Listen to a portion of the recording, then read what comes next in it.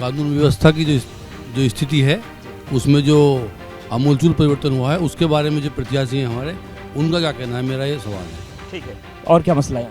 बस ये विकास पिछड़ता जा रहा है, विकास होना चाहिए और हम लोग भी सब लोग मिलकर विकास की कोशिश करें कि ज़्यादा से ज़्यादा विकास। दो हमारे भारतीय जनता पार्टी के डबल इंजन के प्रवक्ता यहाँ पर मौजूद हैं, तो मैं उनसे ये सवाल पूछना चाहता हूँ कि ये जो लॉ एंड ऑर्डर है, कानून व्यवस्था है, तो मेरा सवाल बड़ा सीधा सा सवाल है कि उत्तर प्रदेश में व्यवस्था का, सरकारी जो कानून व्यवस्था होती है उसका एनकाउंटर हुआ है, या एक सुरक्षा की जो भावना आम आदमी के मन में होती है, एक लोगों की धार्मिक भावनाएं होती है, मतलब प्रयागराज का मसला यहाँ पर मुद्दा है, या लॉ एंड ऑर्डर की हत्या हुई है, उसका मर्डर हुआ है? मेरा एक चलिए अब जवाब लेते हैं। डबल इंजन की सरकार की बात होती है, लेकिन अभी देखिए जो आपके साथी कह रहे हैं, यहाँ तो डबल इंजन प्रवक्ता भी हैं भारतीय जनता पार्टी के, तो देखिए सवाल एकदम तीखे हैं।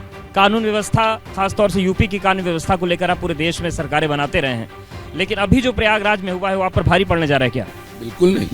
बिल्कुल नहीं भारी पड़ने जा रहा। हम सब जानते हैं कि योगी आदित्यनाथ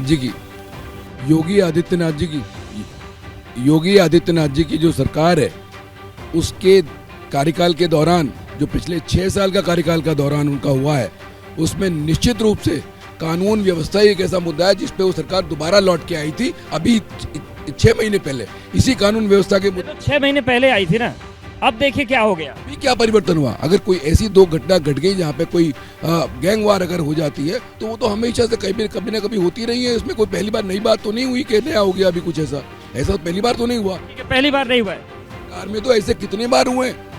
लोग वहाँ से निकाल के ले जाते थे, पुलिस के थाने से लोगों को निकाल कर ले जाते थे, वहाँ से उठाए गए, वहाँ मर्डर हो गए, थाने के अंदर मर्डर हो गए। चलिए सपा से रिएक्शन ले लेते हैं।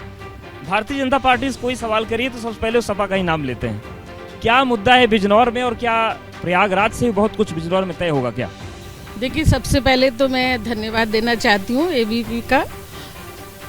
सवाल बिजनौर में विकास का है, स्वास्थ्य का है, भाईचारे का है और सुरक्षा का है। जहाँ तक आप देख रहे हैं, अभी हमारे जो बीजेपी के कैंडिडेट के पति हैं, एक तो बात मैं इस बात पे आपत्ति करना चाहती हूँ कि भाई यहाँ इस मंच पे भी सत्ता का उपयोग करने की ज़रूरत पड़ गई, भाई कि यहाँ भी 2 लोगों को खड़े होने की ज़रूरत पड़ गई। ये बात मैं एक तो ये कहना चाहती हूँ।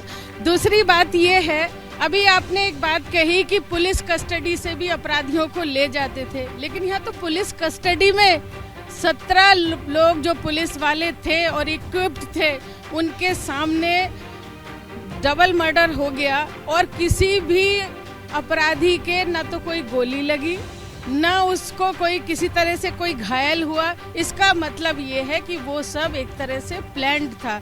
इसका मतलब ये है कि न्यायपालिका की आवश्यकता ही नहीं है। अगर फैसला पुलिस ही कर दे तो इसका मतलब न्यायपालिका। इन चीज़ों का इम्पैक्ट वोटिंग पर पड़ेगा क्या? देखिए, पड़ेगा, पड़ना चाहिए, ज़रूर पड़ेगा। आज आम आदमी अपने आप को सुरक्षित महसूस नहीं कर रहा है। और जहाँ तक हमारे बिजनौर का सवाल है, हम तो विकास के लिए आगे कदम रख रहे हैं कि जो अधूरे विकास हैं, हम पहले भी रह चुके हैं, यहाँ विधायक रह चुकी हूँ, जिला पंचायत की अध्यक्ष रह चुकी हूँ। जो अधूरे काम हैं उनको पूरा करने के लिए मैंने अपनी बेटी स्वाति वीरा महाजन को समाजवादी पार्टी का कैंडिडेट बनाया है। और मेरे परिवार की पृष्ठभूमि हमेशा विकास करने की, सबको शिक्षा के अवसर देने की, सबके स्वास्थ्य के लिए, सफाई के लिए और भाईचारे को बनाने के लिए मेरे परिवार ने हमेशा काम किया है और आगे भी काम करने की इच्छा रखते हैं। ये बताएं कि कांग्रेस कहाँ है? कांग्रेस ने पूरे मुल्क को बनाने का काम किया। एक शेर पहले मेरा सुन लो, याद आ रहा है बहुत देर से। बिल्कुल। ये जमी बेच देंगे, ये गगन बेच देंगे, ये कली बेच देंगे, ये चमन बेच देंगे, कलम के सिपाही अगर सो गए तो ये वतन के मसीहा वतन बेच देंगे। आज जिस तरह से इन्होंने पूरे मुल्क को बर्बाद करने का काम किया है, उस सबको जनता देख रही है।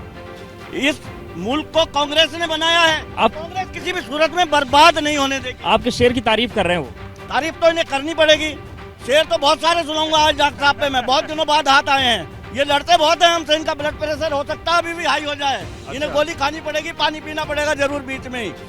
ये जनता यहाँ पहले कांग्रेस की जब राष्ट्रपति शासन हुआ तब यहाँ विकास हुआ। यहाँ गांव का आदमी आने के बाद लैट्रिन बाथरूम तक नहीं जा सकता।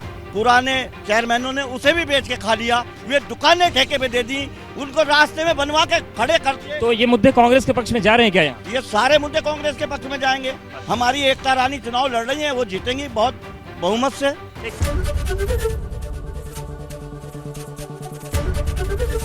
एबीपी गंगा, खबर आपकी, जुबान आपकी।